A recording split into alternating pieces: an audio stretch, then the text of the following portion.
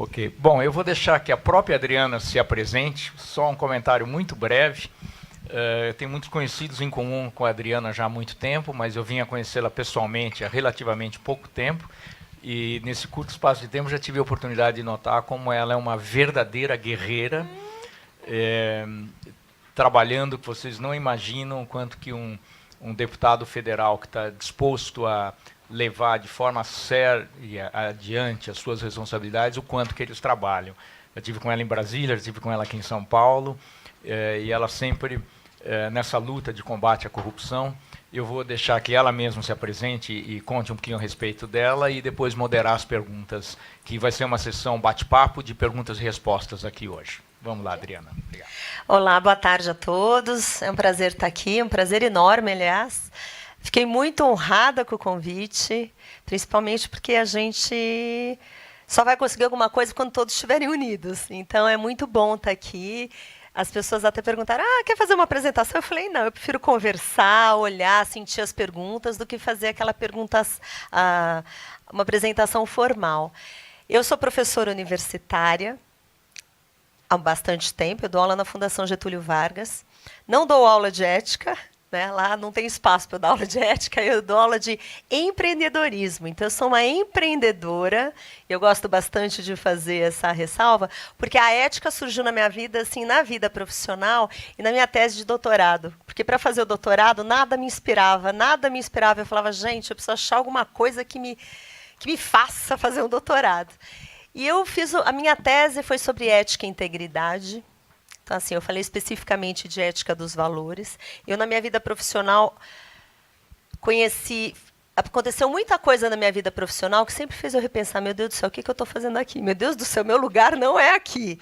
E eu ficava muito incomodada com a incoerência das pessoas na vida pessoal e na vida profissional. Eu falava assim, como é que essa pessoa vai para casa, cria filho sendo desse jeito? Então, era um grande questionamento que eu fazia. E foi isso que me fez voltar a estudar, inclusive, e voltar para a academia. Falei, vou estudar, vou fazer mestrado, vou fazer doutorado, porque aquilo me incomodava muito, porque eu via pessoas que eram um jeito no café da manhã, outro jeito na hora do almoço, outro jeito no jantar, e no final de semana e na missa, batia a mão do peito. Então, assim, eu não conseguia entender esse tipo de comportamento. Então, a minha tese foi sobre ética e integridade. Eu abordei a questão da ética das virtudes ou ética do caráter, para quem estuda, né, porque a ética é muito amplo. Eu jamais tive a pretensão de... Eu estudei um pedacinho de nada e, para mim, foi muito encantador, porque eu tentava ver o que estava embutido naqueles comportamentos. Eu fiz uma pesquisa grande. As conclusões foram muito interessantes, porque mostrou que realmente não existe coerência entre a ética da vida pessoal e a ética da vida profissional, e eu achava aquilo um absurdo, porque eu falei, quando a gente fala de integridade, a gente está falando de inteireza, a gente está falando de plenitude, a gente está falando da pessoa ser uma só, né? É o caráter moral.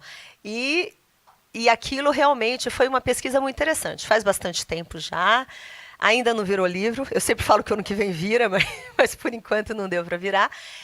E foi isso que me levou para a política também, porque eu nunca pensei em ser política. E os escândalos de corrupção, toda aquela...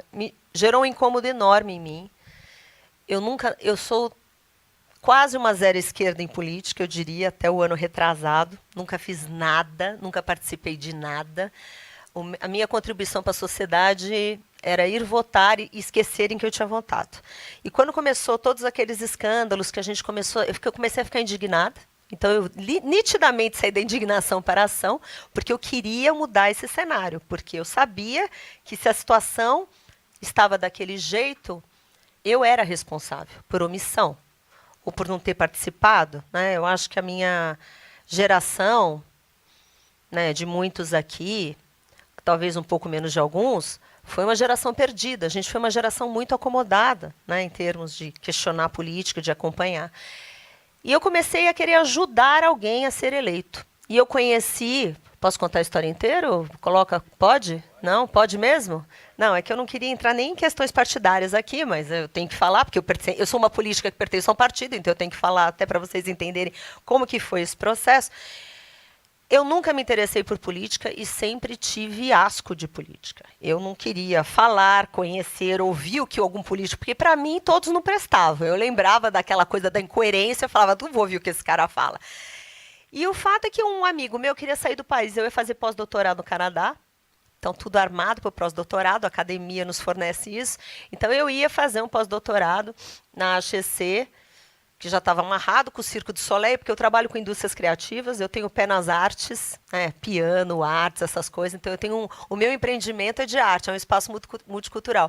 E acontece que eu ia fazer um estudo, já tinha objeto de estudo, só que um amigo meu, o Marcelo Batti, que você já conhece, virou para mim e falou assim, não, vem aqui na minha casa, eu quero te apresentar uma pessoa. Isso em 2016.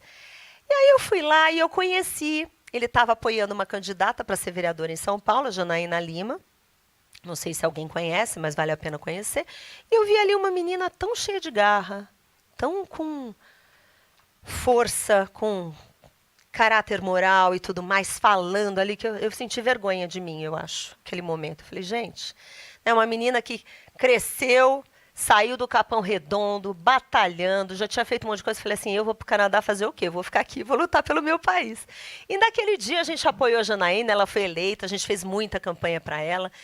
E eu comecei a ajudar, cedendo o meu espaço, que eu tenho lá na Pompeia, Perdizes, para as pessoas chegarem, para ter um espaço para desenvolver o Partido Novo da Zona Oeste. O que me encantou no partido, na verdade, foi a questão de não usar dinheiro público. Isso foi uma coisa que, para mim, foi muito crucial, porque eu não conhecia, não era a política em si, mas o fato de você ter um partido que se recusa a usar dinheiro público, para mim, já era um valor enorme. Então, eu vi, e as pessoas que eu conheci, eu falei, gente, tanta gente bacana que parece comigo. Nossa, eu me chamei de bacana, mas tudo bem. Aí, não foi isso? Mas aproveitar um gancho aqui, eu nem sabia de um pedaço do que você está contando, e que então, indiretamente, eu fui mentor seu. Porque o Marcelo Batti foi aluno meu, e eu fui mentor da Janaína Lima. Você tá vendo? Então, eu não sabia desse pedaço. São as conexões da vida, que a gente só descobre depois. Pois é. Aí, tá vendo só? Você tudo... E o fato é que daí a gente começou a ajudar. Eu falei assim, olha, vamos desenvolver, as pessoas precisam se encontrar para falar, porque ninguém conversa mais com ninguém, eu falo, mas todo mundo fica teclando, ninguém conversa, e todo mundo se sente sozinho nesse mundo cão, não é verdade? Porque as pessoas falam, o que adianta eu fazer alguma coisa? Eu não mudo nada. Daí eu peguei e abri o espaço, fui numa reunião ali, tinha 6 pessoas, 6 gatos pingados na casa do Ventim, no salão de festa, sabe aquela salão de festa micado, que você chega e encontra 6 pessoas, um monte de coxinha fria, aquela coisa. Porque também ninguém gosta de saber de política, né? 6 pessoas. Daí eu lembro que a gente foi. Eu sentei lá e eles falaram, a gente precisa aumentar esse grupo. Eu falei, olha, eu vou ceder o espaço, não é? Falei, eu cedo o espaço, abro a porta. E eu comecei a virar organizadora de eventos para falar de política. Isso é uma coisa inacreditável. E comecei, e abri a porta, e foi muito bacana que as pessoas foram chegando. Então, chegava 10, 15, 20, 50, 100. Já teve evento lá com 200, mais de 200 pessoas. E o que é legal? Não era um evento do partido em si, eram pessoas que chegavam lá e falavam assim, gente, eu estou muito incomodado com essa situação, eu quero mudar essa situação, o que eu faço? E foi assim que começou, assim, eu acho que é isso para falar. Eu sou super backstage, assim, eu sempre trabalhei, eu gostava de trabalhar na produção do evento, chamando as pessoas. E quando começaram a sentir falta de mulheres candidatas, eu saí em busca das minhas amigas, liguei para todas, tal. E as que entraram para o processo seletivo me cobraram, mas você não vai, você está enchendo todo mundo, você não vai. E eu acabei entrando para ajudar, e esse é um espírito muito bacana que eu achei lá, a gente entra para eleger alguém. Pouco importa se vai ser ela, se vai ser ela, se vai ser ela, porque um vai representar o todo. E foi isso que aconteceu. Só para contextualizar, porque os votos dentro de um mesmo partido se somam e os mais votados do partido é que acabam se elegendo. Isso, e eu estava longe de ser a candidata predileta, vocês mesmos sabem disso. O Charles Putz, por exemplo, chamava todos os candidatos bem cotados para ir na casa dele. Ele nunca me chamou. Né? Sempre tinha assim o ranking, os top 10. Eu estava na 20ª, 30ª. Eu costumo até contar uma história que lá era tudo por meritocracia. Eu fui uma das últimas a escolher meu número, porque assim, eu sou super analógica, não sou nada high-tech. Eu uso agenda de papel, caderno de papel. Tinha 900 amigos no Facebook, não tinha Instagram nem Twitter. Bom, o fato é que eu cheguei no Congresso, foi muito bacana. E logo que eu cheguei, eu tentei buscar, agora eu já vou falar da frente, tá bom? Que eu acho que é Eu vou falar da frente, que eu acho que é por isso que eu estou aqui. Eu tentei buscar não só uma vinculação a um tema que é muito caro para mim, né, a questão da integridade, a questão da ética dos valores, as pessoas terem valores. Porque tem uma coisa que eu acredito muito, que quanto mais valores um país tem, uma cidade tem, um grupo tem, menos leis precisa. Então eu cheguei lá e falei, gente, vamos tentar trabalhar. E aí eu coletei 200 e tantas assinaturas entre o dia da posse e o primeiro dia de trabalho. Eu ia de parlamentar em parlamentar. Para quem não sabe o que é uma frente parlamentar é uma união de parlamentares mista, no meu caso, que é deputados federais e senadores, que tem um objetivo comum. Assim. Então, lá tem frente de tudo, desde apoio à Amazônia, apoio à pequena empresa, né, combate ao câncer. As pessoas pegam um tema comum e que tem interesse e que apoia. Adriana, desculpa, agora, para ser oficialmente uma frente, tem que ter um tamanho mínimo, e é bem grande esse tamanho, não é? Uma frente parlamentar tem que ter 1/3 da casa. Por exemplo, se fosse uma frente parlamentar só da Câmara dos Deputados, seria 171 parlamentares. Como é uma frente mista, tem que ter 198, 200 assinaturas no mínimo, porque pega 1/3 da Câmara dos Deputados e 1/3 do Senado, que são 81. Certo? Então, hoje tenho 240. Tem senadores e tem deputados federais. E, no meio desses senadores e deputados, muitos trabalham fortemente no combate à corrupção. É tema da vida. Então, lá tem juiz, tem delegado de corrupção, tem várias coisas. Eu, na verdade, eu brinco que eu sou a maestrina e que eu fico com o chicotinho, porque eu organizo os eventos de corrupção, eu faço isso, eu chamo um. E tem um time muito engajado com esse tema e sempre teve. Então, tem pessoas muito bacanas. Eu sou presidente, mas eu mesmo já sinalizei, nós temos 4 vice-presidentes que estão muito engajados. Eu falei, próximo ano já tem que ter outra pessoa, porque como são 24 partidos diferentes que tem na frente, todo mundo tem que se sentir representado. Eu sou de um partido que é um pouco polêmico, né, porque eu estou no Novo, então às vezes alguém lá do PSB, do PT, talvez se incomode, então eu já falei que ano que vem eu vou para a vice-presidência, o outro entra, eu acho que essa alternância é muito bom. Certo? Onde estamos? Então, coletei as assinaturas, tal. Alguns não quiseram assinar. Por que não me perguntem? Eu não sei se era, não sei. Porque eu falo, gente, não, tem que assinar, é combate à corrupção, então é frente mista, frente parlamentar mista, ética contra a corrupção. A gente chama de FEC. E qual que é o objetivo dessa frente? Ela tem 3 eixos centrais. Ela tem o fiscalizar, né? As pessoas vêm, frente contra a corrupção. Então, vira e mexe, aparece gente lá contando. Olha, está acontecendo isso não sei onde, está acontecendo aquilo. Coisas. O que dá para a gente dar? Tem coisa que não dá para encaminhar, até porque não tem prova, é muito complicado. Mas a maioria das coisas, pelo menos, a gente direciona a pessoa ou para o lugar certo. Então, tem essa parte de fiscalização, tem uma parte de legislar. O que a gente faz? A gente tenta mapear todas as ações, todos os projetos de lei do combate à corrupção. Tem várias em andamento, várias. Tem muitas sobre o mesmo tema. Tem várias, por exemplo, no primeiro dia, vocês devem conhecer as 70 medidas, né, do Unidos contra a Corrupção e tudo mais. Tem parlamentar que abriu aquilo ali e falou, vou entrar com muito. Teve um parlamentar que entrou com 40 das 70. Só que já tinha coisa parecida andando. Então, quer dizer, está uma salada de fruta e todo mundo está fazendo esse levantamento para a gente otimizar. Porque quando você tem um monte de projeto de lei que fala do mesmo assunto, atravanca. Porque ficam 20 a pensar, 50 a pensar, ninguém mexe naquilo. Então, a gente está fazendo um trabalho de compilação e mais do que isso. Os projetos de lei que a gente julga de suma importância, a gente começou a mapear quem da diretoria da Frente Ética está na CCJ. Então, eu estou na CCJ. Ele está em Finanças e Tributação. O outro está... A gente começa a mapear quais são os membros da frente que estão nas comissões para pegar o projeto e relatar o projeto. Para o projeto ser bem cuidado, não ser rejeitado, aquelas coisas todas. Então, a gente faz esse trabalho. E o terceiro eixo da frente é o educar, justamente para trabalhar na prevenção. E aí eu acho que vocês entram. Todos entram, mas... O que a gente faz? Eventos. Eventos para falar do assunto, porque a gente acha que falar no assunto é salutar.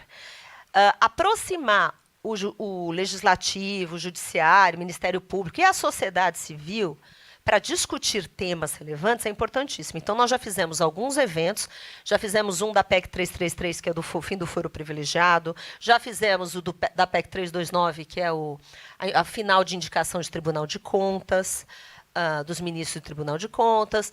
Agora estamos fazendo um de acordo de leniência e por aí vai. Então, se vocês também quiserem fazer um evento super bacana lá, com um tema relevante para a sociedade, eu queria ser a porta de entrada, coloco vocês, estou super à disposição, porque a gente precisa. Na verdade, eu acho que todo mundo tem que se unir. Então, a frente tem esse objetivo também, fazer essa conexão com a sociedade civil e com todos os entes, e também a gente quer que isso esparrame para as assembleias e para a Câmara de Vereadores. Ai, gente, eu falo muito. Vocês querem começar a perguntar? Que se deixar, eu fico falando aqui. Vamos lá abrir para perguntas. Ela me ajuda lá com o microfone, já que estamos gravando, é importante utilizar o microfone. Aqui online, o Vladimir perguntou para você qual é o nome da sua tese. Que lindo. Chama Ética Pessoal e Ética Profissional, uma questão de integridade. Vê lá, por enquanto está fácil. Nós temos a Mariana, integrante da comissão. Olá, tudo bem? Olá, Mariana. Parabéns, viu, pela tua coragem aí de estar à frente disso. Eu queria te perguntar o que você encontrou, qual que é o teu maior desafio nesse tema, nesse ambiente? O que você consideraria como o maior desafio a ser enfrentado? Bem difícil a pergunta, mas vamos lá. Olha, eu acho que o maior desafio, primeiro, eu sou política nova. Eu acho que assim, o ser ignorante, assim, você chegar e não saber direito onde você está pisando, eu acho que esse para mim, eu acho que é a maior dificuldade, principalmente porque eu cheguei lá de uma maneira com vários novatos. Eu não estava num partido que já tinha políticos que estavam antes, então, o que acontece? A Adriana e o resto da bancada, a gente está tateando muita coisa, a gente está aprendendo. A boa notícia é que eu encontrei pessoas boas lá. Lá tem várias pessoas, assim, a gente fala que a gente tem um grupinho que está sempre unido. Não só os que entraram agora, porque à frente, o fato de eu ter coletado a assinatura logo no primeiro dia, primeiro que foi muito bom, porque eu conheci já várias pessoas, eu fui lá, mostrei a cara, então eu já me ambientei um pouco. Mas o grande desafio, Mariana, é a gente não saber direito onde pisa. Principalmente porque a Câmara dos Deputados é um ambiente caótico, tudo acontece ao mesmo tempo, tem uma regra do jogo ali que está no regimento, mas tem uma regra que não está no regimento, e tem as coisas que a gente não sabe mesmo.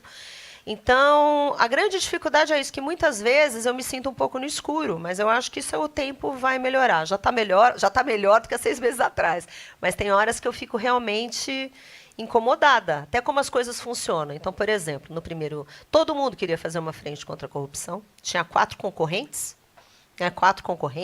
inclusive uns colegas bem bacanas. Então, tinha o Alessandro Molon, que eu lembro que ele trabalha nesse tema, ele é do PSB, e eu lembro que ele estava montando uma também. Tinha o professor Luiz Flávio Gomes, que também estava montando... Que é um dos vices hoje. Que é um dos vices hoje. Então, no começo, eu fui falar com cada um. Eu falei, gente, a gente tem que estar unido, não tem, sabe? Não precisa... A questão é ser presidente, seja presidente, mas vamos fazer todos juntos, né? Por exemplo, alguns não quiseram vir comigo no primeiro momento, mas daí, sei lá, mas a minha está andando, a deles acho que não. Mas eu já convidei para ser vice também, porque o objetivo não é desunir, não, é unir todo mundo. Seria bom se tivesse os 513 na frente, não só 240, né? Eu acho que... Mas essa é a grande dificuldade, eu acho. Tá? E a outra dificuldade também é que lá tem umas coisas que acontecem que decididamente não faz parte do meu ser. Então, a gente vê como foi a votação da lei do abuso de autoridade. Tem umas coisas que acontecem lá que não são coisas transparentes. Adriana, deixa eu pegar um gancho nisso antes da próxima pergunta. Eu acho que eu ia começar a falar demais. Ele já... Não, mas justamente, eu vou querer que você explore isso um pouquinho mais, porque acho que nem todos aqui acompanharam de perto e entendem o tipo de dificuldade que o deputado passa lá, de, por exemplo, receber durante o dia algo que vai ser votado naquele mesmo dia e um calhamaço de páginas e páginas, e que você vai ter que votar dizendo se você é a favor ou se você é contra. Em alguns casos, você é a favor da essência, mas você é contra um jabuti que está lá dentro, mas são tantas páginas que você nem identificou que tem um jabuti lá dentro, porque você recebeu naquele mesmo dia, nem teve tempo de ler. Então, algumas saias justas em que parece que alguns deputados são colocados intencionalmente até, para não poderem agir contra. Conta um pouquinho dessa experiência para nós. Bom, então, vocês sabem que eu sou gestora, eu sou formada em administração pública. Então, coisas da vida, né? A gente estuda, não sabe bem porque está estudando, daí quando tudo vai caindo a ficha, e quando a gente vira deputado, fala assim, por isso eu estudei administração pública, né? Tudo passa a fazer sentido. Mas o que acontece lá na Câmara dos Deputados exatamente? O que eu sofro sendo gestora, com aquela coisa de planejamento, organização, aquela coisa que a gente segue, nada é previsível. A previsibilidade lá não existe. E isso eu acho um absurdo. Isso realmente é uma coisa que mexe comigo. Por quê? Em tese, a gente deveria ter todas as pautas a serem votadas com uma antecedência necessária, porque são assuntos extremamente complexos. Complexos, eu digo, complexidade absurda. Nenhum deputado sabe de tudo. A minha área é 1/1000 de todas as áreas que tem lá. Uma profundidade absurda que envolve milhões de pessoas. Então, às vezes, ser contra e ser a favor, independente de viés ideológico, é muita responsabilidade. E o que acontece, a grande dificuldade, é que, em tese, as pautas são definidas na sexta anterior, o que vai ser votado na terça. Então, já é super pouco tempo. Se ainda fosse seguido aquilo, porque o que acontece? Cada partido tem um grupo de trabalho que trabalha para a bancada. Pessoas técnicas. Tem um que entende bastante de penal, tem gente que entende de saneamento. Você tem ali seu corpo técnico para fazer nota técnica para você poder votar. Porque a gente não tem. A dimensão daquilo a gente não daria conta e com a profundidade necessária. Então, quando a gente recebe essa pauta na semana anterior, né, da previsão do que seria votado, a gente tem um grupo, a bancada do Novo especificamente, que são 8 deputados federais, nós temos quase 30, um corpo técnico trabalhando para a bancada para fazer todas essas coisas, são serviços compartilhados. Partidos grandes têm mais de 100 pessoas trabalhando, então é muita coisa, é muito volume, é muita responsabilidade. Aí, o que acontece? Quando chega na terça-feira, existe uma coisa que chama colégio de líderes. O que vai ser pautado e vai ser votado no dia é definido pelos líderes dos partidos. Tem uma reunião no colégio de líderes, que é feito na terça-feira, geralmente 13h, meio-dia, 14h, e lá eles resolvem o que vai ser votado, o que vai ser levado para o plenário. Em linhas gerais, é isso. Às vezes tem alguma coisa que tem na sexta-feira, às vezes tem. Às vezes muda tudo e resolvem colocar várias outras coisas? Sim, acontece. Então, assim, é desesperador. Eu acho que tem um regimento em curso para ser mudado. Tem também algumas regras e uma reforma que está sendo feita, já está sendo estudado. O presidente Rodrigo até elegeu um grupinho ali para resolver essas questões, porque fica completamente insano você, 14h, saber o que vai votar às 16h. No plenário, e são assuntos complicadíssimos. Fora surpresas, que você já falou, que eu estava falando dali, que você está lá votando uma coisa, você acha que você vai votar só a urgência, que depois eu conto da urgência, que é outro absurdo que tem lá. Você acha que você vai votar a urgência de um determinado projeto e votar o mérito na outra semana, mas não, você resolve votar, e foi o que aconteceu com a lei de abuso da autoridade, que foi tudo no mesmo dia, e eu nem sabia que ia ser votada aquela lei. Não sabia. Foi combinado com poucos líderes, não foi nem com todos, mas ok. A Juliana tem uma pergunta aqui. Oi. Eu acho que assim, minha dúvida é mais embaixo. Quer dizer, com um trabalho extra a isto que você acabou de falar, a frente parlamentar se propõe a refletir e tentar propor alguma coisa, algum texto. Entendi, certo? Não. Você olha, eu estou falando agora de uma vida parlamentar normal. O que a frente faz? Por exemplo, a frente, acima de tudo, une parlamentares de partidos diferentes. Isso eu acho que é uma coisa genial, em torno de um tema que é ética, né, buscando ética, buscando transparência.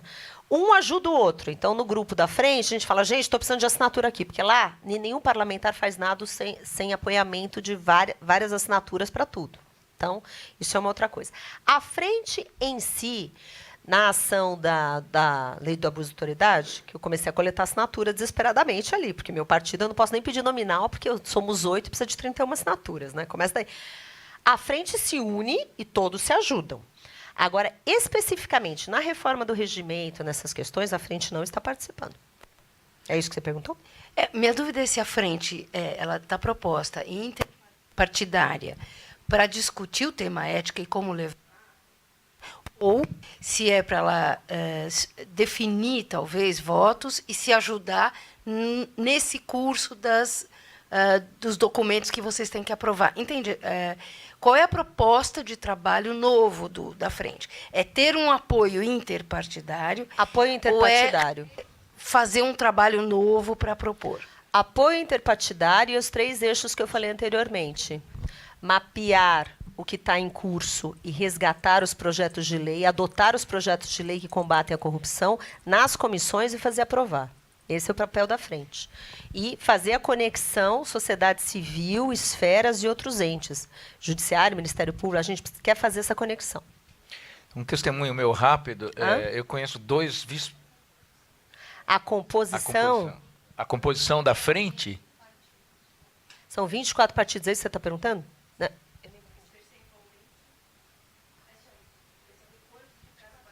Então, aí eu vou contar uma coisa. Percentualmente não faz diferença, e vou te explicar o porquê. Porque para você ter uma frente, necessariamente, às vezes, eu assinei várias frentes parlamentares apoiando.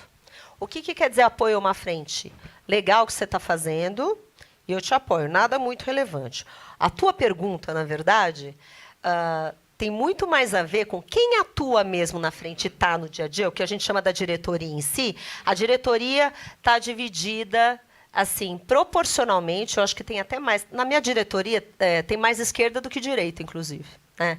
Tem desde Tabata, Rigoni... Eu conheço pessoalmente 3... 4 do PSB. Eu conheço pessoalmente 3 diretores que eu diria que eles são mais de centro ou centro-esquerda e que, ao meu ver, ao meu entendimento, são totalmente íntegros e podem contribuir muito com a frente. Então, ideologicamente, são diferentes da Adriana, que seria de direita, mas eles são 4 partidos diferentes, os 3 que eu estou me referindo, mais a Adriana. Então, é uma frente mesmo, por isso o termo frente. Mas, até. Juliana, são pessoas efetivamente comprometidas. Mesmo na diretoria, assim, na diretoria em si, nós temos o quê? Nós temos 2 do PSL, nós temos 4 do PSB, nós temos a Tabata do PDT, nós temos, assim, então, é mais ainda, tem tudo. Tem realmente tudo. Eu estou lá, por isso que eu falo, eu acho legal essa alternância para todo mundo ficar confortável. E tem algumas coisas que eu faria, e tenho certeza que metade faria, mas a diretoria breca, fala assim, não, eu não estou confortável, eu não faço. Então, em nome da frente, eu tento fazer o que realmente coloque. Então, eu acho que está bem balanceado. Não está tudo para o lado de cá, não. Pergunta. Adriana, olá, tudo bem? Otávio, tudo bem? É um pouco daquilo que a Juliana já perguntou. Na verdade, quando você fala da assinatura, você colheu as assinaturas no começo, as 200 e poucas, 190 e poucos que precisava, isso aí é o pessoal que apoia, que nem você falou, mas o dia a dia, eu acho que até tem uma analogia com essa comissão aqui dentro do BGC. É igual. São as comissões, uma coisa meio voluntária que vocês fazem a parte da sua função de deputada, por exemplo. Tá, e daí quando vocês vão, de fato, tem, pelo que eu entendi, a diretoria é quem está lá no dia a dia mesmo, da frente parlamentar, certo? Que são mais ou menos quantas pessoas, a diretoria? 14. 14 são... mais a Mônica, que é a Mônica Rosenberg, que é uma super querida. Ok, também, esses 14 que é secretária executiva. Esses 14 15 são os que estão lá no dia a dia, ok. São os que estão lá no dia a dia. Na linha do que já perguntaram aqui antes, das dificuldades que você enfrenta, o que eu ia te perguntar é o seguinte, tem uma diversidade de partidos, que é muito rica, isso é legal dentro da frente, mas a gente fala muito, e a gente sabe que a população brasileira é ignorante totalmente do que acontece, como é a composição do Congresso, como funciona de fato, né, a coisa. Como é que... Fala-se muito da nova política, todo mundo cansado dos velhos caciques e tal. Quando vocês vêm com alguma coisa interessante, falando de transparência, coisas que são fundamentais aí nesse processo todo, não aparecem aquelas figuras meio sombrias e os velhos caciques e tipo, não, isso aqui a gente não quer. E daí os membros da própria frente, que são de alguns partidos, que têm essas figuras, totalmente independente de ideologia, tá? Mas onde tem aqueles macacos velhos que não largam o osso há décadas, né? E, não, isso aqui não é de nosso interesse, isso aqui não queremos, tal, quer dizer, não tem muita coisa abafada. A minha pergunta é nessa linha das dificuldades que você tem para fazer as coisas irem para frente, se é que você pode falar, né? Lógico que eu posso. Qualquer coisa a gente fala mais tarde, mas... Mas, em linhas gerais, e eu acho essa pergunta muito interessante, porque é uma das coisas que eu fico indignada. Eu continuo indignada lá, gente. A gente muda o tipo de indignação, mas a gente continua indignada. Vou contar. Vou dar um exemplo que você vai entender bem. Tem uma entidade chamada Transparência Partidária, que eu não sei se vocês conhecem, que é muito bacana, que faz um trabalho assim, que busca a transparência dos partidos. E é genial, porque a partir do momento que o partido é sustentado por dinheiro público, minimamente tem que prestar conta. Não é? É o mínimo do mínimo. E teve um movimento ali de transparência partidária, inclusive, que foi através de um vice-presidente da frente, que é o senador Alexandre Vieira, não sei se vocês conhecem, né, uma pessoa muito querida. Ele é um dos vice-presidentes, aliás, ele é o meu sucessor, porque é uma pessoa que sempre trabalhou. Bom sucessor. Eu sei, foi escolhido a dedo. Eu ainda falei assim, ele é o primeiro vice. Eu falei, ano que vem é você. Se você não puder, avisa. Mas é assim, é a sucessão natural. Ele era da rede, agora ele está no Cidadania, né? Ele migrou. Então, o que é bacana ali? Ele organizou um evento com a transparência partidária. Então, lá tinham várias pessoas diretores da FEC e outras entidades. Não foi um evento da frente em si, mas eu vou pegar esse exemplo que vai ilustrar bem o que você falou. E o que está falando? As regras dos partidos. Então, tem que fazer isso, tem que publicar isso, tem que manter isso, pode usar isso, tem que dar transparência de quanto dá de fundo eleitoral para fazer campanha para cada um, os critérios. Teve gente que estrelou, teve vários donos de partido que chegam e falam, oi, né? Oi, isso daqui eu não acho legal, isso daqui eu não acho legal.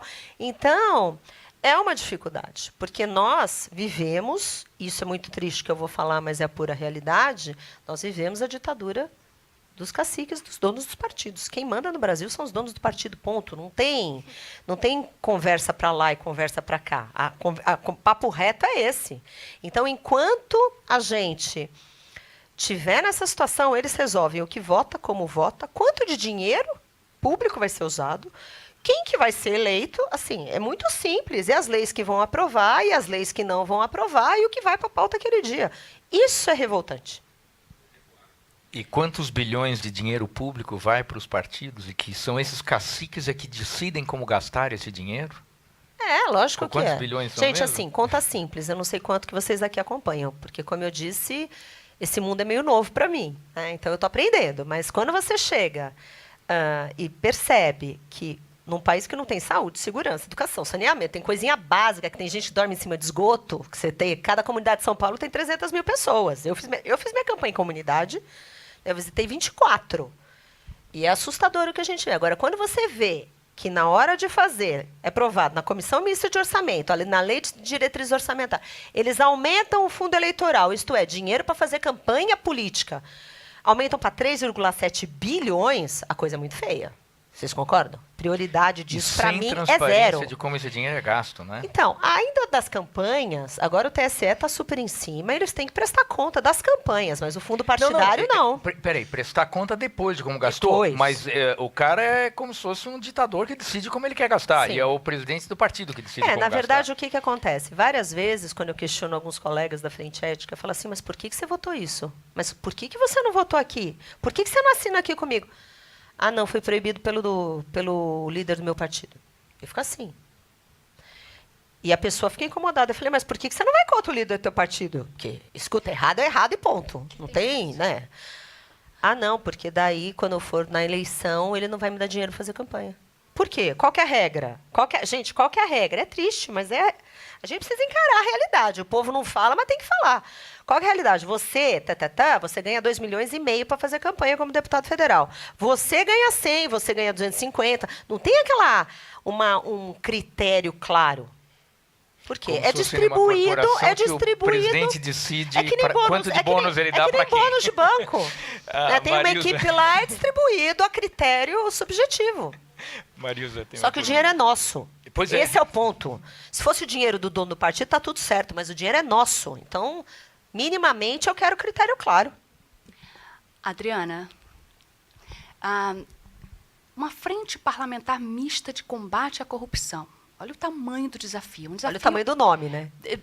O desafio já vem atrelado ao nome, né?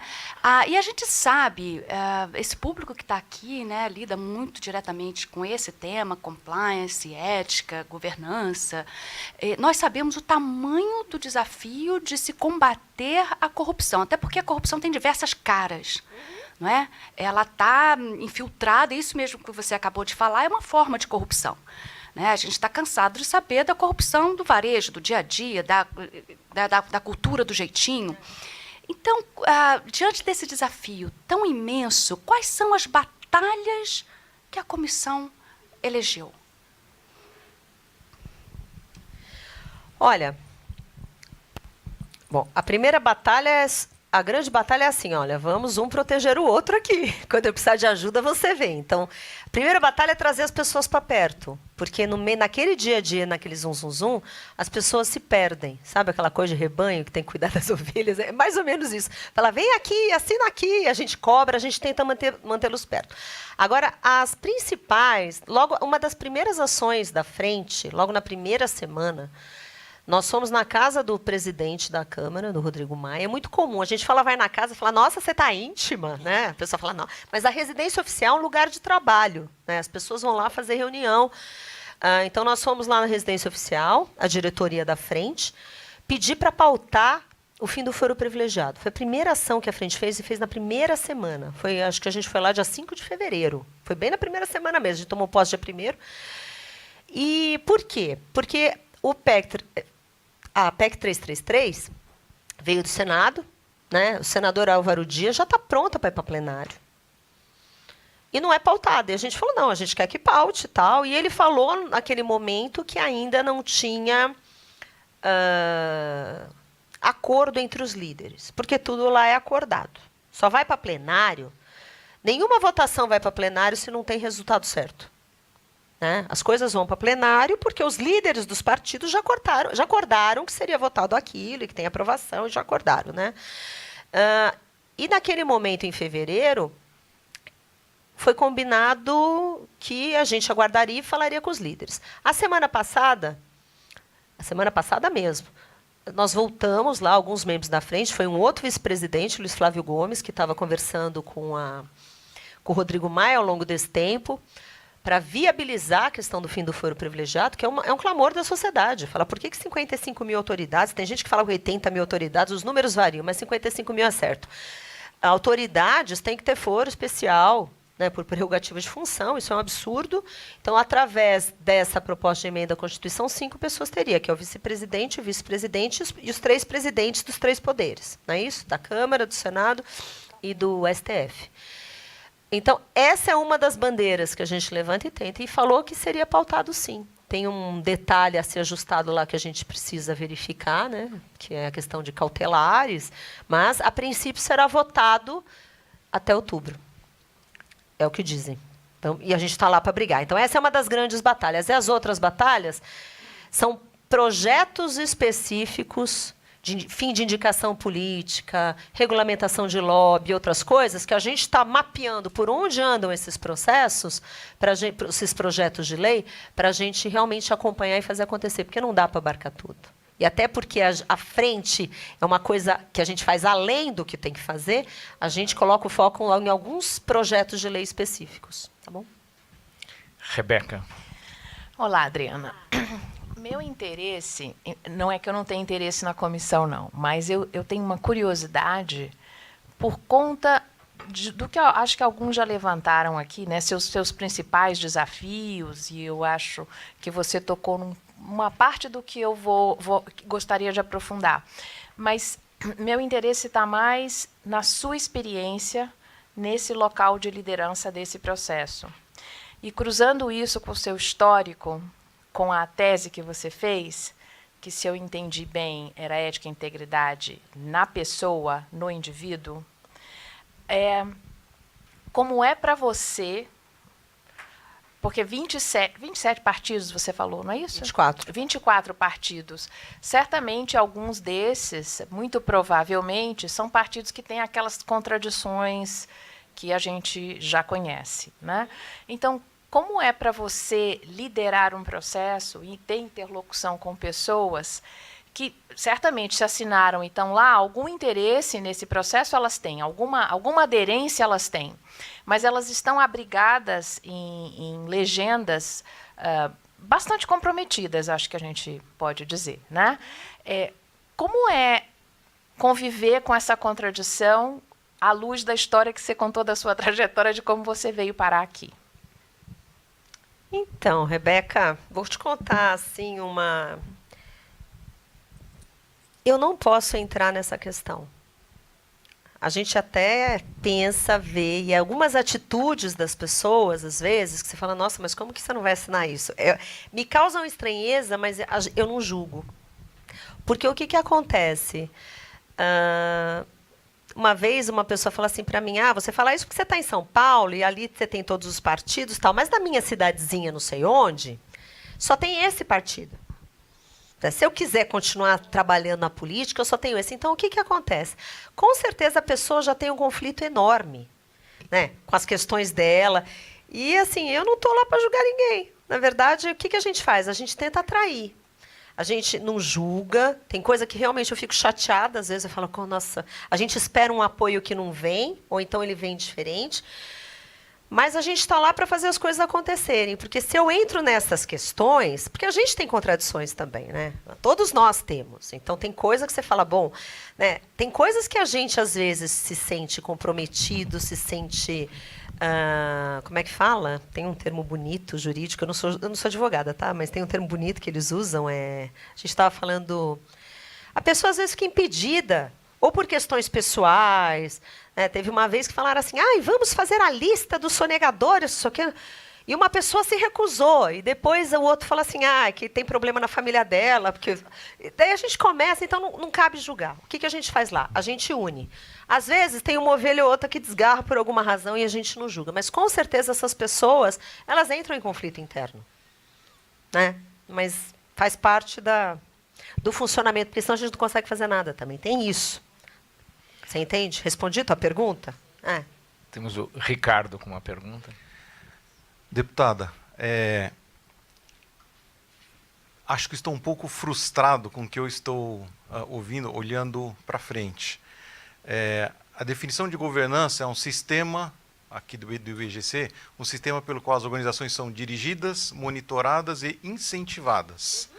Então, se a gente pensar na governança da Câmara, como ela é dirigida, como ela é monitorada e quais os incentivos que eu tenho para tomar as decisões que eu tomo. Você utilizou uma expressão aqui que é a ditadura dos caciques, a ditadura dos partidos. O que a gente pode esperar de mudança, olhando agora a ética nessa governança do Congresso? Tem luz no fim do túnel para que isso se mude? Eu sei que é uma pergunta muito ampla, mas é o que a gente tenta lutar no pequenininho, a gente faz a ética, já foi dito aqui hoje no começo da nossa reunião, que a ética é aquilo que você faz quando não tem ninguém olhando. E mesmo quando tem um monte de gente olhando, os incentivos não são o da maioria. A gente está pensando em ser reeleito, desculpa a ingenuidade, mas me parece que então isso não tem saída? Claro que tem saída, senão não estaria lá. Mas respondendo, aliás, a Aline está comentando o que você está falando, né? Porque você falou, esse é um quadro. A gente tem que olhar o quadro como ele é. O quadro é assim. Então, a gente não pode se iludir e achar que o caminho é fácil, porque não é fácil. Mas o fato da gente ter esse diagnóstico, e é um diagnóstico que poucos falam. Mas eu acho que a gente tem que ter essa clareza. E aí passa por tudo, porque os temas são profundos, e passa principalmente pela educação da nossa população. Porque, infelizmente, ainda nós temos uma população que vende voto. Aqui em São Paulo, não estou falando só de interior, de cidadezinha ali, mas é cédulas com nota de R$50. É assim, o povo compra voto. O que acontece é que vai em comunidade, eu fiz campanha em comunidade. Eu não fui eleita pela comunidade. E eu fiz campanha genuína mesmo, e não fui para a comunidade para ser eleita, porque eu já ia para a comunidade antes. Então, o que eu estou querendo dizer com isso? Existe um modus operandi onde você tem um assistencialismo absurdo e as pessoas se sujeitam a várias coisas. Né? Vai alguém lá, despeja a cesta básica, despeja os R$50, despeja o quilo do frango para ter voto. Essa é a nossa realidade, que só vai ser mudada com a educação. Então, curto prazo não existe. Fato. Mas eu acredito sim, porque naquele congresso tem pessoas muito boas, muito qualificadas. E estou falando isso não só dos parlamentares, de alguns parlamentares que estão lá, aliás, de muitos, né? Infelizmente, não somos a maioria. Ou, pelo menos, a gente tem uma... Porque eu acho que, assim, dentro de uma curva normal, você tem aqueles muito aqui, muito ali, e tem um meio ali que é meio um limbo. Tem pessoas que ainda ou não encontraram força interna para realmente colocar para fora, porque tem isso também, né? Ou não acharam o apoio necessário para colar. E um dos papéis da frente, respondendo, é esse também. É um fortalecer o outro. É um falar, não, eu também vou. Na correria da briga da lei de abuso de autoridade, eu fiquei tão... Aquele dia eu estava muito indignada. O pessoal fala, calma, você precisa aguentar os 4 anos, calma, porque eu estava, assim, atacadíssima. E tinha gente que não me conhecia e falava assim, eu também quero assinar esse papel. São pessoas que se destacaram de partidos ABC, que não vem ao caso, de estados ABC, que também não vem ao caso, mas que falaram assim, eu também quero assinar, eu também quero apoiar isso. Então, quando percebem um movimento, né, da resistência, ou sei lá que nome que vamos dar para isso, ou pelo menos para ser diferente, isso gera esperança na gente. Aquele dia foi bonito, apesar de tudo, um monte de gente com a mão levantada. A gente está se rebelando contra um sistema, contra uma ditadura. Né? E mesmo assim não adiantou. Então eu tenho esperança, senão eu não estaria lá. Sabe por quê? Porque eu abri mão da minha vida para estar lá. Convivência com o filho, convivência com família, com o marido, com tudo. Abri mão das minhas aulas na faculdade, abri mão da minha empresa. Ué, eu fiz uma escolha e está tudo certo, não estou cobrando ninguém, não. Mas senão eu não estaria lá, entende? Então fique esperançoso, por favor. Temos uma pergunta que está vindo Na online. web. O João Camargo pergunta, como a sociedade civil organizada pode colaborar para ajudar a transformação do Brasil no plano da ética empresarial? Sociedade, ele perguntou? Como? De uma Sociedade maneira civil organizada. Sociedade civil organizada. Isso. Então são organizações, como por exemplo o IBGC, inclusive. Não, sociedade civil organizada. como o IBGC, como os outros, todas as outras entidades. Não só. Então, a sociedade civil organizada tem que fazer esse movimento que vocês estão fazendo aqui, essas discussões.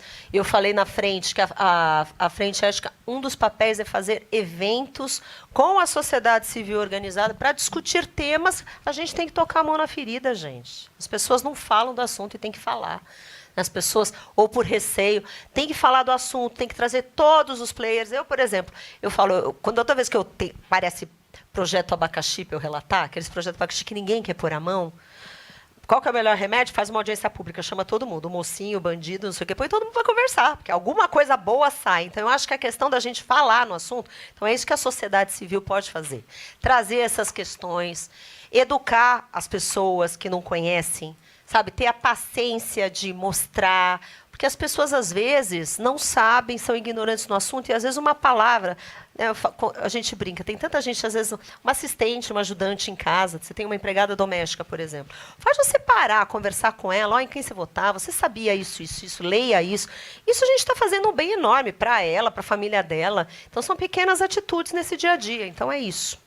Já vou passar para a próxima pergunta, mas antes eu quero pegar um gancho que você falou que até em São Paulo as pessoas compram voto, e o que você está falando agora do trabalho que a gente pode fazer de orientar. Eu lembro de um caso da minha esposa, que é fisioterapeuta, e que tinha uma ajudante de uma pessoa idosa, e ela conversando com a ajudante da pessoa idosa, ela disse, não vou mais votar naquele candidato, não. Por que você não vai mais votar naquele candidato? Porque eu fui lá pedir uma dentadura para ele não me deu. Isso aqui em São Paulo. Uma cuidadora, no caso. Quer dizer, realmente está muito enraizado ainda no Brasil de que o político tem que fazer algo em troca do eleitor e não em troca da população em geral. Para eu votar nele, eu quero que ele me dê algo, e não que ele faça um bem para o país. Isso é uma forma de compra de voto. Isso está, infelizmente, muito enraizado nesse país ainda. Ele está enraizado porque tem o que pede e tem o que dá. Né? Porque o que acontece? Eu até brinco, porque as pessoas vão lá conversar comigo e falam, porque eu estou com um problema. Eu falei, o problema é coletivo? Porque se não for coletivo, eu não quero nem saber. Representa, né, um grupo de pessoas, né, um segmento. Porque o que acontece e a gente percebe que é muito triste, inclusive nas comunidades. Tinha comunidade que eu não entrava, porque a pessoa falava assim, você só entra aqui se construir uma quadra. Oi? Assim. E as pessoas estão acostumadas com esse toma lá da cá, e a questão da individualidade também. É muito comum eu receber mensagem no meu celular de pessoas que ou participaram da minha campanha, ou que eu conheci nas comunidades, tudo, pedindo dinheiro para ir no mercado, dinheiro para não sei onde, dinheiro para comprar pão. É um absurdo. E mesmo lá na Câmara dos Deputados, quando você anda, o pessoal pede, porque é uma cultura. Gente, isso é compra. É muito triste. Mas e você tem vê que gente isso que está mudando? está mudando com alguns, porque isso é enraizado, inclusive, na classe política. Os políticos fazem isso. Tem muito político que eu falei, que vai para a comunidade, despeja o caminhão do frango, despeja o caminhão da cesta básica, vai lá, constrói não sei o quê, constrói a tal da quadra. Isso é corrupção, desculpa. Alexandre, por favor. Adriana, tentando fazer um paralelo entre a iniciativa privada e os órgãos públicos, você que teve a oportunidade de estudar gestão, a gente tem visto alguns avanços, mas a gente também vê vários retrocessos e alguns eventos bastante indesejáveis, né? Como será que a gente poderia fazer um planejamento estratégico para que a gente tivesse avanços mais contínuos e menos retrocessos? Será que seria possível, dentro do ambiente do Congresso, a gente encontrar pessoas, assim como aderiram à frente parlamentar, que se propusessem a debruçar quais são os principais pontos que deveriam ser atacados sem emoção, para conseguir eliminar os focos de obstrução das coisas que o Brasil precisa, e aí a gente conseguir evoluir? E eu vou te dar 2 exemplos que você mesmo falou. Primeiro, vamos imaginar por hipótese que a gente conseguisse que o voto não fosse mais obrigatório no Brasil. Todas essas falas de compra de voto, elas iriam para um outro tipo de discussão. Essa discussão deixaria de existir. Como que a gente poderia trabalhar para eliminar esses donos de partido? Então, se a gente pensasse também no conceito de Pareto, quais são as poucas coisas que a gente faria que teriam grande impacto e como trabalhar estrategicamente dentro do Congresso para isso ser feito, não precisa ser no curtíssimo prazo, mas que pelo menos a gente tivesse uma possibilidade de acreditar que isso pode ser feito e que vai ser feito. Olha, tua pergunta é bem ampla, mas assim, em linhas gerais, eu vou falar 2 coisas que eu acho que pode direcionar, Alexandre. A primeira é a seguinte: é muito bom ser dono de partido, né? Dinheiro cai fácil. Fica fácil. Então, é muito bom receber 10 milhões na conta todo mês, 15 milhões na conta todo mês. Sim. É muito bom, na hora de fazer eleição, você ter 300 milhões para fazer eleição, né, para comprar santinho, bandeiraço. Então, eu acho que, para mim, de uma maneira bem xiita, eu digo xiita porque tem os bons que pagam pelos péssimos, né? Dinheiro público em partido poderia ser muito bem utilizado, com parcimônia, né? Ajudando, assim, garantindo que, se o partido quisesse usar, porque eu sou de um partido que é radicalmente contra, tá? Mas, assim, eu vejo algumas argumentações de outros partidos e falo assim, mas se não fosse dinheiro público eu não estaria aqui. Mesmo porque a gente está... Eu participo de uma bancada feminina, que nós temos 77 mulheres no Congresso, né, lá na Câmara dos Deputados especificamente, e lá eu ouço relatos de pessoas que têm uma realidade bem diferente, né, da Adriana, que é de São Paulo, que não sei, tem um outro histórico, mas que vem lá do Acre, que vem lá do Amapá. E elas, como é importante esse dinheiro, essa porcentagem X, para investir na participação na política, para ajudar candidatos que não teriam condição. Mas, assim, se fosse uma coisa bem pensada, respeitosa com o dinheiro público, está tudo certo. Porque eu acho que a mina de ouro é você ter um monte de dinheiro que cai num lugar sem nada. Então, eu acho que começa por aí. Se esse dinheiro fosse muito melhor planejado e não tivesse tanto poder, fosse mais controlado, fosse mais sabatinado. Porque se a pessoa pode fazer o que quer com o dinheiro e dar do jeito que quer, isso dá muito poder para a pessoa. Então, começa daí. E eu começaria cortando dinheiro público para partido. Tá? Ou, pelo menos, cortando bastante. A outra coisa que eu já me me perdi um pouco na sua pergunta, é em relação a como faria para fazer essa reforma, né? Porque o que a gente tem aqui, Alexandre, é a perpetuação do poder. Porque esse mesmo dinheiro que entra elege sempre as mesmas pessoas. Sempre as mesmas pessoas. É muito dinheiro. Então, enquanto a gente também não ter essa conscientização para não votar naqueles de sempre que perpetuam, tem gente que está lá muitos e muitos mandatos. E vão continuar por muitos e muitos enquanto tiver milhões para fazer coisas. Então, passa por isso, essa conscientização de eleição. Curto prazo não vai ser mesmo, mas quem sabe daqui 2 eleições, né, que seja 2022, já teve uma boa renovação agora. E não estou falando de trocar todo mundo, porque lá nós temos bons políticos que já estavam lá. A questão é ser maioria, né, para poder votar. Adriana, complementando a pergunta dele, então, retomando. Eu não sei se eu cheguei a responder tudo. Sim, mas acho que para complementar, que ele falou então de quais são os poucos pontos mais importantes, quer dizer, um raciocínio aí de Pareto, as poucas coisas que dariam maior resultado. Quais são e como atuar sobre essas questões? Então, acho que você tocou aí no dinheiro. Não, eu toquei no dinheiro público, então, assim, essa semana acompanha, já vai ser aquela briga horrorosa, porque amanhã tem o Congresso Nacional está reunido, né? É a Câmara dos Deputados com o Senado.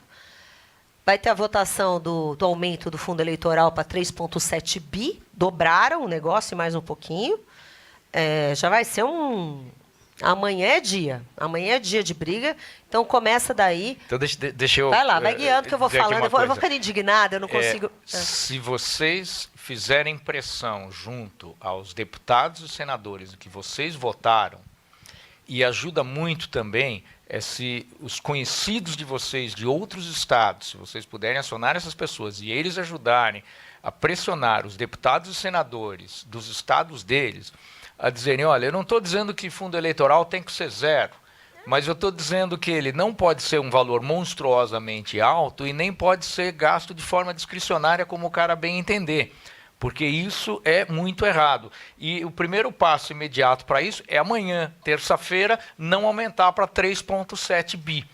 Né? Então, esse é um exemplo do que nós, como cidadãos, como indivíduos, podemos fazer para tentar evitar que a coisa prossiga nesse processo de ciclo vicioso, onde eles têm dinheiro para o quê? Para enganar os eleitores, para voltar a votar neles e assim se perpetuarem no poder. Deixa eu voltar para o Alexandre aqui. 2 coisas mais. Eu acho que vocês, inclusive como formadores de opinião que são, né, esse grupo que vocês têm coeso, vocês têm que apoiar candidatos que vocês acreditam. Precisam. Então, assim, não estou falando que vocês têm que criar um movimento, porque eu vou falar por mim. Eu fui candidata. Como eu nunca tive histórico político, nunca fui política e tudo mais... Eu dou um relato que foi muito difícil. Agora, eu fico pensando, quem não tem as mesmas condições que eu tive, acesso a várias coisas, porque eu tenho uma rede muito boa, eu tenho algumas facilidades. Precisa vir uma rede de apoio, porque o que eu percebo, de uma maneira geral, que brasileiro não está acostumado nem a doar, nem a apoiar grandes causas. Sim, a gente brinca de Pôncio Pilatos o tempo todo, a gente lava as mãos. Nós somos alérgicos à política, em geral. Pois é, né? mas as pessoas do bem no Brasil, em geral, são alérgicas à enquanto as pessoas política. realmente nos conscientizarem que aquilo só vai mudar se eu me interessar, se eu me meter, se eu for lá, eu vou lá e vou apoiar o candidato tal, eu vou ajudar essa pessoa a se eleger, assim, nada vai mudar. Nada vai mudar. Valéria, então, é o dinheiro, é isso. E aí a gente vai para aquele problema de sempre. Educar a nossa população. Porque quando eu chego lá dentro e vejo que 500 e tantos deputados, tem uns que se olham e falam assim, gente, mas como ele está aqui? E a gente olha de ele e fala, ele representa alguém. Tem um grupo que votou nele, e aí ali é um retrato do Brasil. Então, isso passa muito por educação de como votar, e essas pessoas, né, até para representar bem. Porque tem pessoas ali que poderiam representar melhor. Eu entendo que agora, no começo do mandato, tem muito ainda para aprender. Mas você acha que lá no meio do seu mandato existiria um sonho de desenvolver um projeto de lei que fosse voltado à integridade?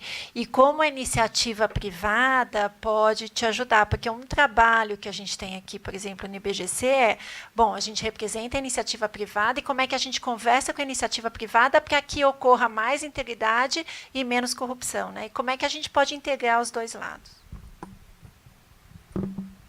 Sonho de consumo, Valéria. Sonho de consumo mesmo. Isso eu acho que é que o que está acontecendo é que essa legislatura ela está muito turbulenta, né? Porque a gente já chegou com esse peso de reforma da Previdência. Eu participei da Comissão da Previdência, então vocês imaginam, porque eu era da CCJ, daí fui para a Previdência, e o foco estava completamente lá, e estuda, e aprende isso, aí briga, né? A obstrução, você falou da obstrução.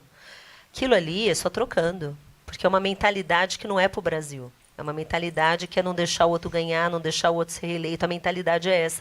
E isso é o que mata a gente ali. Porque, mal ou bem, qualquer parlamentar, já volto para fechar a tua questão, qualquer parlamentar ali deveria estar preocupado com o que é bom para o Brasil e vamos apoiar. Né? A gente apoia qualquer iniciativa, eu, pelo menos. É bom para o Brasil, eu vou apoiando. Eu assino, pode ser da esquerda, pode ser da direita. Agora, não é essa a mentalidade. Tem pessoas que votam contra para não dar certo. E basta ver tudo que está acontecendo. É um movimento para dar errado. É a turma do quanto pior, melhor. E isso acontece muito lá. Só trocando, porque está muito enraizado. Essas pessoas não mudam, não adianta. Sabe, já tentei conversa, não adianta. Então é muito Rivotril na cabeça também. Vamos voltar para você agora. Adoraria, inclusive, ser parceira nisso, até porque o dia a dia lá impede. A gente precisa ter um corpo técnico muito bacana e tendo pessoas realmente das áreas, porque às vezes a gente tenta fazer as coisas com a melhor das intenções e acaba não tendo a profundidade necessária e abrangendo todos os aspectos, né? Porque às vezes você tira uma pecinha aqui porque você acha que está fazendo bem e você desmantela outros 20 que estão, né? Efeito dominó, é um efeito cascata. E vocês sabem que a gente fez um projeto, o Rigoni, do PSB, junto o Thiago Mitrô, eu também sou coautora, né, justamente para tentar ver como é que a gente tentava controles internos, controles administrativos, prestação de conta e tal. E a gente achou que estava abafando, falou, nossa, que projeto legal, a gente está ajudando na transparência, né, na integração. Até o dia que eu fui conversar lá com o ministro da CGU, né, o Wagner Rosário, ele falou, pelo amor de Deus, não faz isso que vocês vão nos...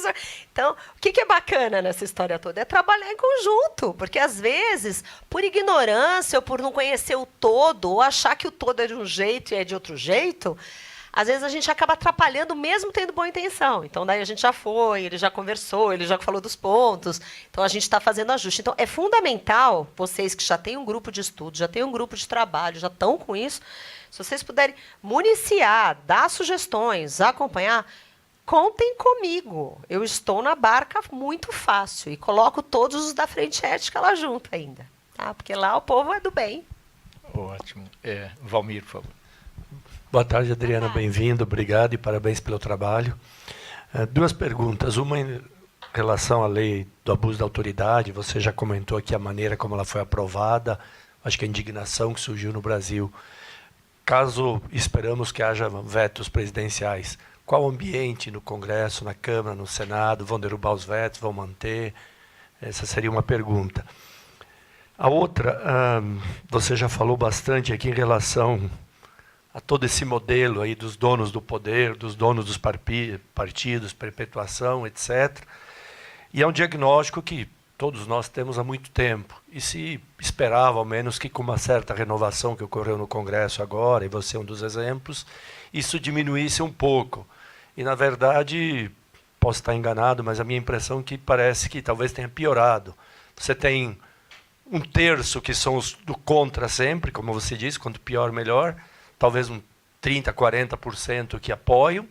E tem uns 30%, 40% que são os donos que querem maior fundo partidário, que continuam mandando, que votam de acordo com o dinheiro, com o cargo, com a conivência. Ou seja, aquilo que se imaginava que esses centrão perderia a força, ao contrário, parece que está mais forte e está fazendo as votações da maneira como quer, quando quer, no dia que quer e do jeito que quer. Então, não sei, a solução seria uma reforma partidária, tem espaço para isso, diminuir a quantidade de partidos, ou esses líderes, esses donos do partido que gostam de ver o dinheiro todo mês caindo na conta, não vão permitir que isso aconteça. Desculpa, mas passa um pouco de sentimento de descrença. A gente criou uma expectativa muito grande e vê o Congresso com as mesmas práticas dos últimos anos e algumas, inclusive, a exemplo do fundo partidário, sendo pioradas. Valmir, né? Valmir, então, na verdade, É frustrante. Talvez, eu acho que como é que a gente fala? O pensamento mágico acha que a gente vai votar numa eleição, que vai ter uma renovação ali e que vai solucionar os problemas dos últimos 50 anos que a gente deixou de fazer as coisas certas. Né? Tô falando não por você, mas como falar, teve uma renovação, né, de 50%. Só que a máquina demora. Então, teve uma renovação? Teve. 50% renovado e alinhado? Não. Né? Então, é o que você falou. Tem lá quem está para fazer oposição, que mesmo que acredite que o outro seja correto, vai votar contra. Né? Mesmo que pessoalmente concorde, vai votar contra. Então, tem essa mentalidade que é terrível. Tem também aquelas pessoas que não conseguem ter voz, porque, por exemplo, eu estou aqui hoje, porque eu estou num partido independente, que não coligou com ninguém, que não faz bloco com ninguém, e a gente fala. Mas muitos lá não teriam voz e não teriam, talvez, nem permissão para estar aqui e falar essas coisas que eu estou falando. Então, tem isso também. Então, as pessoas, às vezes, não encontraram essa força necessária. Mas essa renovação que teve, o fato de você ter outras peças de xadrez para fazer movimento é super necessário. Eu não acho que é razão para descrença, não. Eu acho que estamos indo bem, porque temos vozes contrárias, temos rebelião, temos... Querendo ou não, por mais que a gente soubesse, não adianta nada ir para o STF, a gente foi lá e entrou no STF. Né, contra a história do abuso de poder, que você perguntou do abuso de autoridade. Aquele dia, para mim, foi um desrespeito à democracia. Falaram para um monte de deputado federal eleito, falaram assim, ó, você fica quieto aí que a gente já resolveu aqui, alguns donos de partido já resolveram, vocês ficam quietos, vocês não vão... Porque eu ainda, sei lá, eu ainda participei de uma reunião para discutir, onde eu ouvi, olha, a gente não vai mudar nada, a gente não vai mudar uma vírgula do que está escrito aqui. Eu falei, oi? Dentro do Senado, a Casa do Povo não vai discutir? O que é isso? Então, a questão toda é como o engenho está feito. Agora, o fato de ter dado tudo isso, o fato da gente ter se rebelado, talvez não dê nada, né? Tá lá, estou esperando o ministro Gilmar Mendes tomar uma atitude, assim, dar a solução dele. A gente foi lá falar com ele. A gente está fazendo o que precisa fazer. Mas o importante é que está sendo feito. O importante é discutir. O importante é usar dos meios, a gente tem que lutar, a gente não pode ficar passivo. Então, você está descrente? Eu não estou descrente, porque eu sei que na próxima eleição isso vai melhorar. Eu sei que na próxima eleição, da mesma maneira que outros já saíram, outros sairão. E outros novos entrarão com uma outra força. Mas se a gente não fizer nada, nunca vai parar. Entende o que eu estou falando? E falando da lei de abuso de autoridade especificamente, o veto. A gente tem duas ações. O PSL fez uma lista básica com 10 vetos, de 10 pontos específicos, que todos assinaram, eu assinei também. A gente tem que assinar tudo que né? A gente apoia o que é do bem. Assinei, vários, acho que uns 80 parlamentares assinaram, pedindo para ele vetar 10 pontos específicos. Nós, especificamente, do Novo, nós fomos entregar um pedido de veto total, que talvez politicamente a gente sabe que tem até algum tipo de implicação, dificilmente ele fará isso, mas a gente está discutindo a forma. Que aquilo ali, conversar com alguns líderes de alguns partidos para uma decisão importante dessa, goela abaixo de todo mundo e contando com o poder do número de deputados que tem. E sem voto aberto, sem o povo saber, sem dar direito de ser nominal. Eu, pessoalmente, gente, entreguei aquela lista de 50 assinaturas para o Rodrigo Maia para a mesa. Né? Ele não foi aceito. E daí o secretário-geral... Só para explicar um pouco, né? Com 30 e quantas assinaturas? Então, o certo é 31. São 31 parlamentares para poder pedir voto nominal. Então, por exemplo, se eu sou líder ou vice-líder de algum partido que tenha mais de 31 deputados, a pessoa pede, que nem alguém do PSL pode pedir a votação nominal, né? Verificação. Como eu sou de um partido pequeno, tem que ter pelo menos 31 apoiando. Então, assim... A gente começou a coletar assinatura. Eu fui, juntamente com um super parceiro da Frente Ética também, Marcelo Calero, da Cidadania do Rio de Janeiro, ele já foi ministro da Cultura, um querido. Então, ficou o pessoal lá de Cidadania, daí ficou a gente coletando assinatura do LON, junta todas as assinaturas, leva lá. 50, quase 50, 48, 49, não sei. Porque muitos quiseram assinar depois também. Eu também quero assinar. Então, bom, você viu que tem gente junto. Mas quando eu cheguei lá, falou, não pode aceitar, deputada. Como não? Ah, porque não tem como conferir se quem assinou está aqui. Eu já fiquei indignada com isso. Não, porque está no regimento. Bom, coisas. Eu até falei, manda levantar a mão.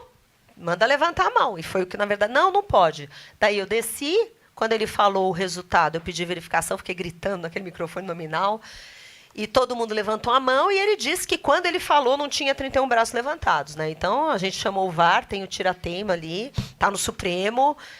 O que a gente está pedindo é poder votar nominal. A chance de reversão é pequena, mas esse movimento, voltando, isso... As pessoas param para refletir. Várias vieram falar comigo depois. Falaram, eu queria ter assinado. Vários me pediram a folha de assinatura, isso que é legal, de vários partidos, de vários estados. Falava assim, sabe aquela folha que eu assinei? Você pode me mandar pelo WhatsApp, por favor, que meu eleitor quer saber se eu assinei? Eu mandei para todo mundo. Olha só, meu mandei para eleitor todo quer saber, mundo. o pessoal tá Eu mandei para o acordando, filminho, hein? porque é o eleitor que cobra. Vamos então, estamos no voltar um caminho. pouco, tem pergunta aqui do Mário. Depois Desculpa, eu falo para burro, gente, desculpa. Adriana, como nós já falamos, transparência causa muito desconforto. E no seu papel de presidente e com um mandato definido e ainda fazendo parte de um partido que, como o próprio nome já diz, novo, e te deu plena autonomia para falar livremente, não ficou claro para mim o que poderia, no seu papel de presidente, você poderia fazer antes da conclusão do seu mandato, de fazer, como o Alexandre já abordou, uma relação de pelo menos uns 5 pontos bem críticos, para, às vezes, colocando isso na sociedade, esse poder dos caciques, esse poder de manipulação da verba pública, a falta de prestação de contas auditada dessa verba pública. Será que, pelo menos, colocar esses pontos, porque hoje a sociedade está pronta a pegar esses pontos e ampliar o seu poder de resposta. Não precisa nem esperar uma sociedade toda organizada para ampliar o poder de reação, né? Então, Mário, o que você está falando agora para mim já está no forno. Até porque eu acho importante dar voz para isso. E o que eu percebo também é que tem muitas pessoas que ficam constrangidas de falar. As pessoas não falam por medo, né? Não só de não receber dinheiro para fazer campanha, mas também de ter represália interna, de tirar de comissão. Porque a gente percebe manipulação em tudo. Né? Basta ver... Sim, às vezes a pessoa... Eu estou no pacote anticrime, eu estou no grupo de trabalho. Eu fiquei indignada naquele dia da votação da prisão em segunda instância, que a gente perdeu, inclusive, diga-se de passagem. Mas tinha uma pessoa lá que ia votar a favor que foi retirada na hora da votação. Não, você não vai votar. Olha isso. É comum trocarem pessoas parlamentares na hora das comissões, na hora da votação. Se percebe que...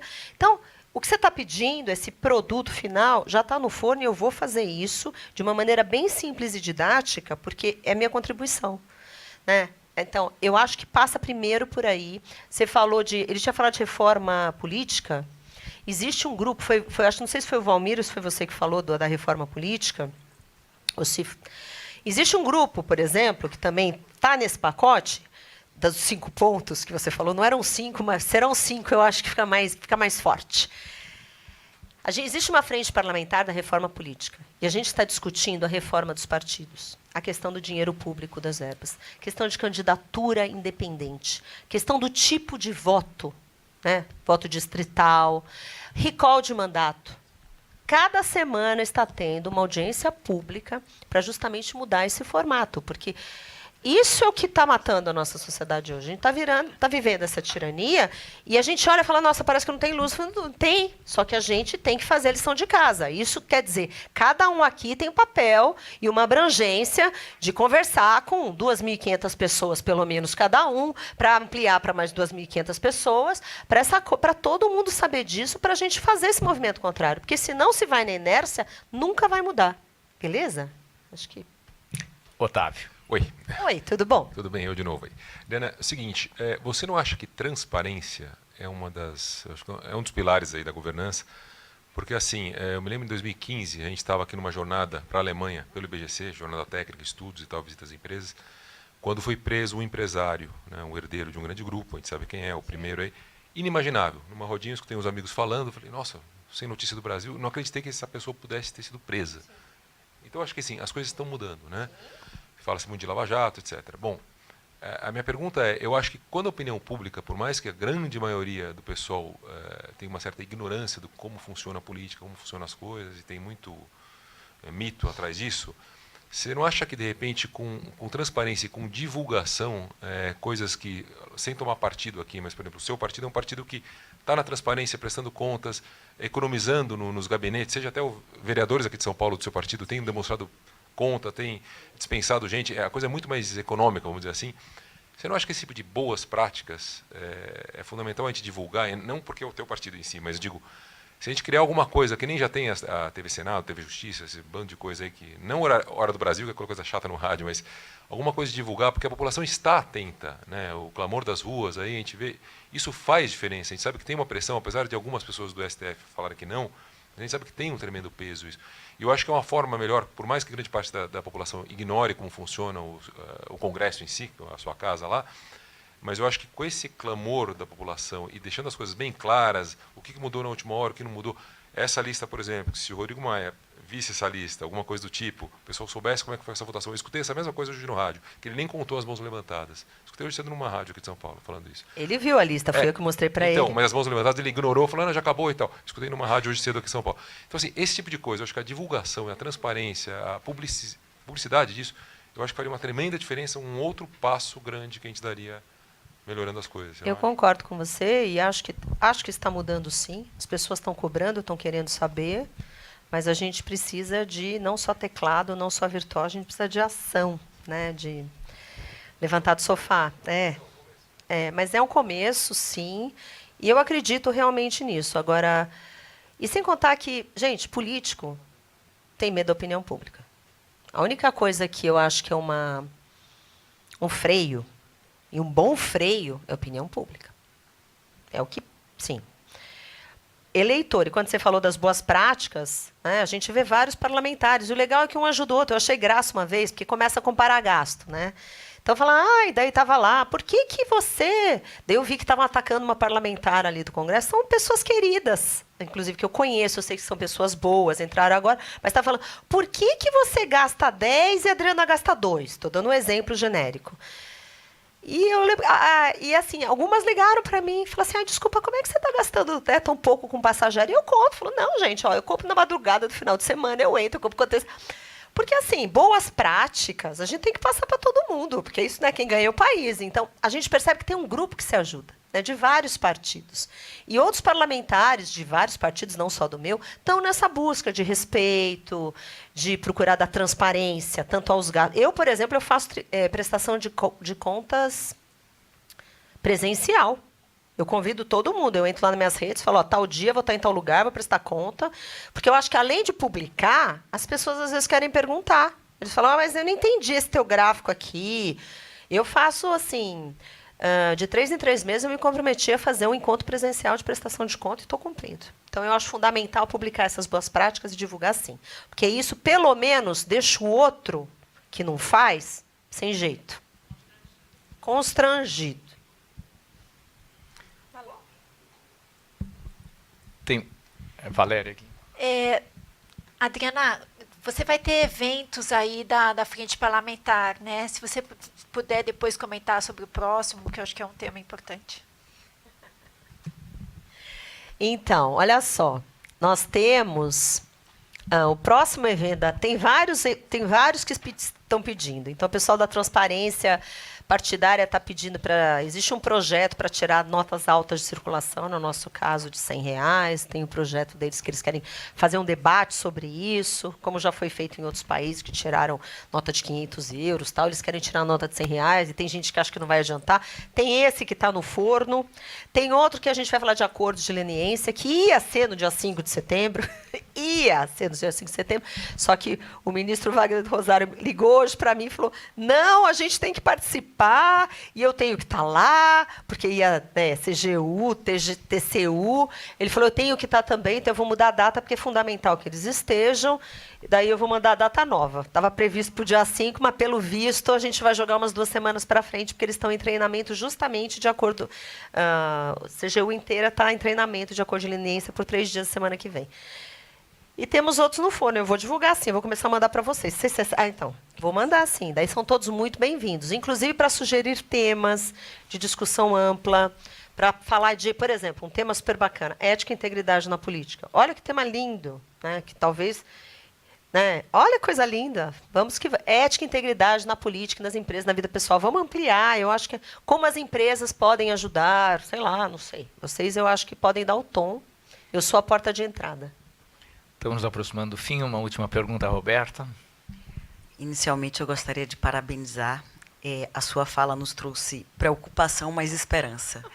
Preocupação com o cenário que, obviamente, a gente já sabe, né? Mas esperança por saber dessa renovação e realmente ter uma representante nessa luta. E é muito bom também saber da sua indignação e de outros tantos com relação à lei de abuso de autoridade, porque aquilo foi uma violação, não somente, para mim, é inconstitucional, e além de inconstitucional, vai de encontro aos tratados internacionais que o Brasil assumiu, inclusive com o de 97 da OCDE, que foi ratificado no ano 2000, de combater a corrupção, e essa lei confronta, ela bate, vai de encontro. É uma excrescência, um absurdo, sob qualquer olhar e qualquer perspectiva, inclusive da própria ética. Mas eu vi, em alguns momentos, a senhora citou o ministro Wagner Rosário, e a CGU, ela encampou a questão, efetivamente a questão da integridade, não somente com a edição de diversos manuais, mas também trazendo a integridade para o setor público. Né? A gente teve a portaria 1089 do ano passado, que foi reeditada esse ano, e daí eu queria saber que, né, a CGU ela já vem encampando, isso já foi inclusive replicado em diversos estados, como Rio Grande do Sul, Paraná, Espírito Santo, de trazer a implementação do compliance para os órgãos públicos, mas qual é o olhar, né, do Congresso a respeito da integridade pública, se existe hoje algum projeto que, obviamente, além de trazer a transparência, porque foi justamente a falta de transparência que fez com que se desviasse trilhões de reais das estatais, é justamente a falta de transparência que permitiu isso, né, permitiu essa corrupção endêmica, mas eu queria saber, além da 3.303, além das portarias da CGU, o que é que tem hoje sendo debatido no Congresso acerca de programas de integridade para entidades, para órgãos públicos. Está sendo debatido a lei de licitações, a nova lei de licitações, se traz uma exigência dessa, assim como outros estados já trouxeram, primeiro o Rio de Janeiro, depois Brasília, a exigência do compliance nas contratações públicas. O que é que tem hoje lá? Então, olha, isso daí inclusive isso é um dos focos da nossa frente. Políticas de integridade, tanto setor público, é um dos focos, mas que nós não atacamos ainda. Até porque, como eu te disse, o foco lá agora, previdência, reforma tributária, pacote anticrime, que a gente está sendo bombardeado, essa é a grande verdade, né? Existe um grupo de trabalho. Mas a questão da CGU, inclusive, eu tenho uma listinha de eventos para fazer com o Wagner Rosário. Porque precisamos fazer isso. E a questão de políticas de integridade lá no setor público, lá dentro da Câmara, eu queria fazer. Tem muita coisa para fazer, Roberta, e pelo visto, assim, essa é sua praia, adorei. Eu vou aceitar todas as sugestões que você puder trazer. Eu não vejo grandes discussões lá desse tema, aliás. Está longe de estar no foco. A lei da licitação entra e sai da votação, mas não tem nada de muito diferente. A gente tentou colocar um pouco de luz, de transparência nesse projeto de lei que eu contei que a gente entrou, e Wagner Rosário falou, não, vem aqui, vamos mudar isso. Então, assim, mas um dos meus focos é esse, um dos focos da frente é esse, é trazer essa transparência.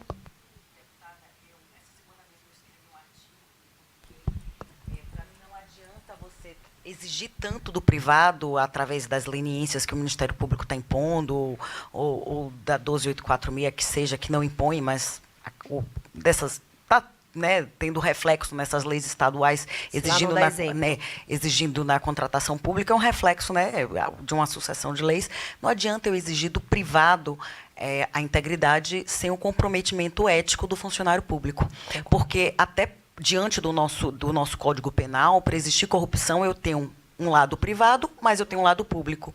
E a gente viu nas delações e também em muitas defesas que era, entre aspas, a regra do jogo, não entrando no mérito, né, se ali era uma tese de defesa ou não. Mas a realidade é, sem tratar o funcionário público, isso não vai muito para frente. Pronto, eu já estou te encarregando de fazer um evento da Frente Ética chamado Programas de Integridade para o Setor Público. Que tal?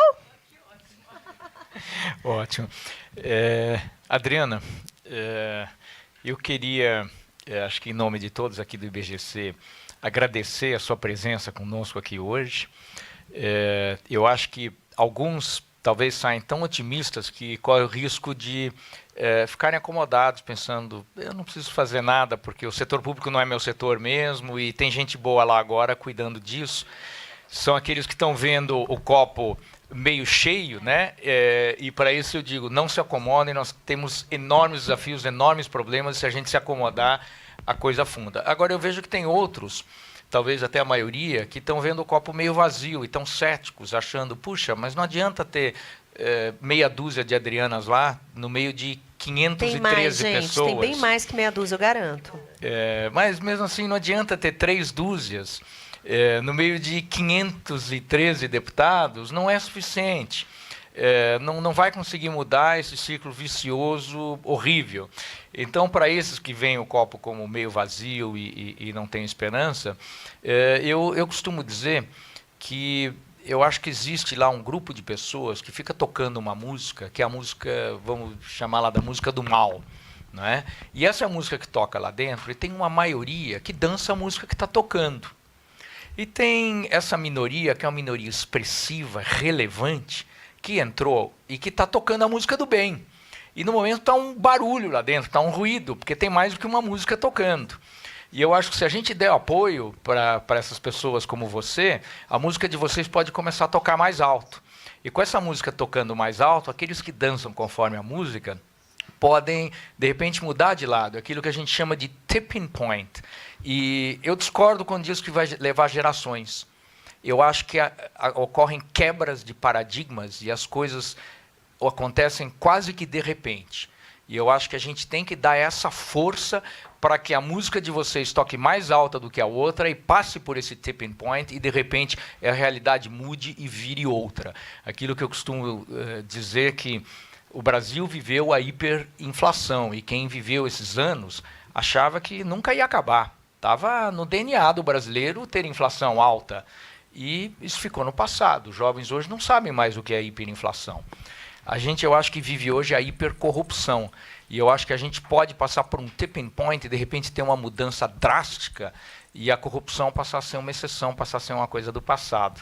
E eu acredito que, dando apoio para pessoas como você e a gente mantendo o engajamento, a gente pode quebrar esse paradigma, a gente pode fazer esse tipping point acontecer e mudar o rumo da corrupção nesse país e passar a ter mais ética na política e nas empresas. É isso que eu confio que é possível. A Valéria está querendo o microfone não sou eu. De novo. O João Laudo, ele me mandou 10 perguntas. Mas eu não vou fazer as 10. Eu pedi para ele selecionar a pergunta. Então, o João Laudo está falando o seguinte, sobre corrupção nas empresas, se é necessário, se vocês chegaram a estudar a corrupção nas empresas e ter uma legislação específica sobre isso. E já vou para outra pergunta, que é se é possível o IBGC avançar no conhecimento do tema governança pública, porque esse é um tema que a gente realmente não conhece e é totalmente distinto da governança corporativa. Até você que tem que responder, né? Não, com certeza. Sobre João Laudo, respondendo pela 28ª vez a sua pergunta, que eu sempre respondo, a gente não tem conhecimento sobre governança pública, é muito diferente de governança corporativa. A gente já vem falando sobre esse tema há mais de um ano e realmente a gente precisa ter pessoas que tenham conhecimento em governança pública para começar a debater o tema. Então, vamos ficar para corrupção. Sobre a pergunta corrupção nas empresas, se é necessário ter uma legislação a respeito, se vocês debatem sobre isso. Então, gente, é que aí, olha só, é claro, eu não sei se precisa ter uma legislação a respeito, né, do jeito que está, porque vamos... Assim, A primeira frase que eu falei assim, olha, quanto mais valores um país tem, menos leis precisa. Então, é muito complicado você fazer lei para tudo. E eu tô em várias comissões. E o que eu fico chocada é que tem lei que não acaba. Lá tem 20 mil projetos de lei parados, esperando votação. E uma desdiz a outra, e a gente fica com um monte de cumpre que não se cobra, que não se fiscaliza. Então, precisa ter freio e regras, com toda certeza. Agora, eu sou contra inventar uma legislação enorme para... Porque eu acho que isso advém de valores. Eu acho que a coisa é tão mais embaixo. Eu acho que é muito mais educação do que legislação para a empresa. Certo? Essa é a minha postura.